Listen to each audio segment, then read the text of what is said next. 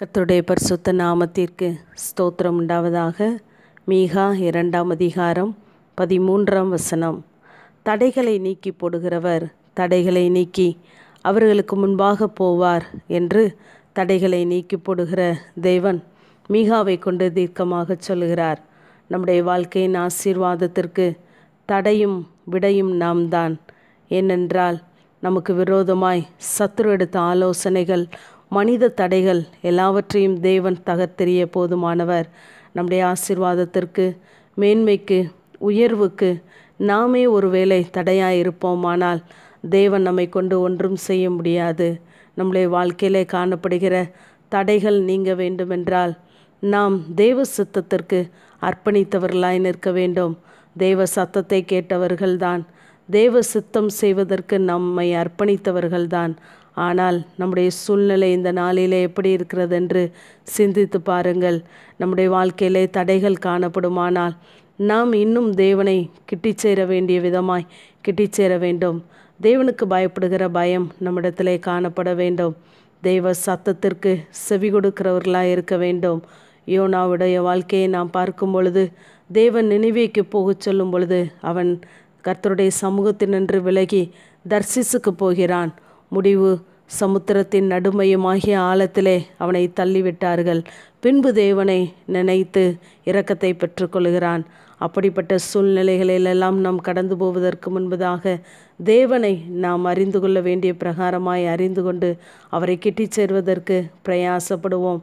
ஏனென்றால் நாம் தேவனுக்கு பயப்படும்படிக்கு தேவனிடத்திலே நமக்கு மன்னிப்பு உண்டு.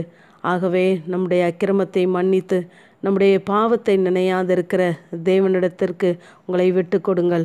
அப்பொழுது தேவன் உங்கள் தடைகளை நீக்கி போட அவர் போதுமானவர். யூதாசுடைய வாழ்க்கையை நாம் பார்க்கும் பொழுது அவன் தேவனோடு கூட இருந்தவன்தான், தேவ சத்தத்தை கேட்டவர்தான். ஆனால் அவனுடைய வாழ்க்கையிலே முடிவை அவனே தேடிக்கொண்டான். அவனுக்கு அடுத்த வாய்ப்பு கொடுக்கப்படவில்லை.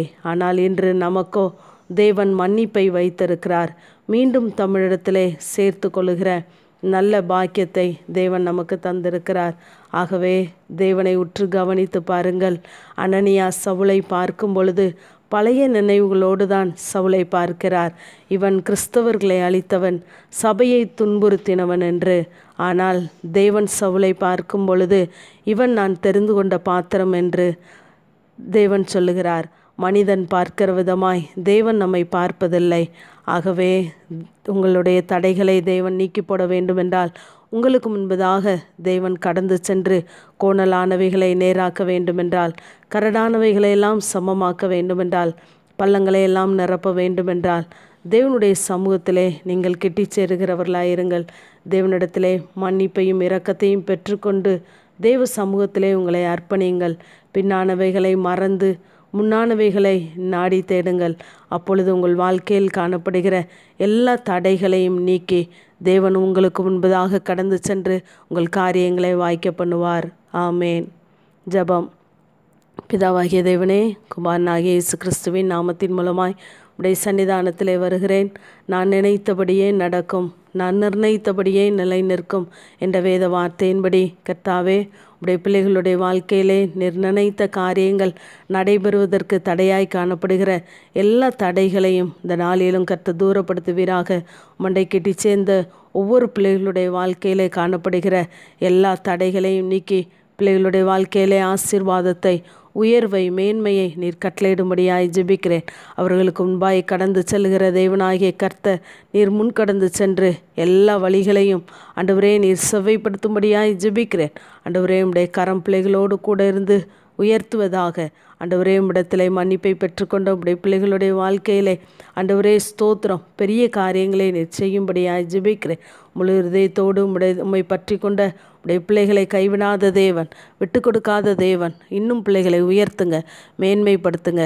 உடைய கரங்களிலே தாழ்த்தி தருகிறேன், பொறுப்படுத்த நடத்தும். இயேசு கிறிஸ்துவின் மூலம் ஜெபங்கேலும் எங்கள் ஜீவனுள்ள நல்ல பிதாவே. ஆமேன். ஆமேன்.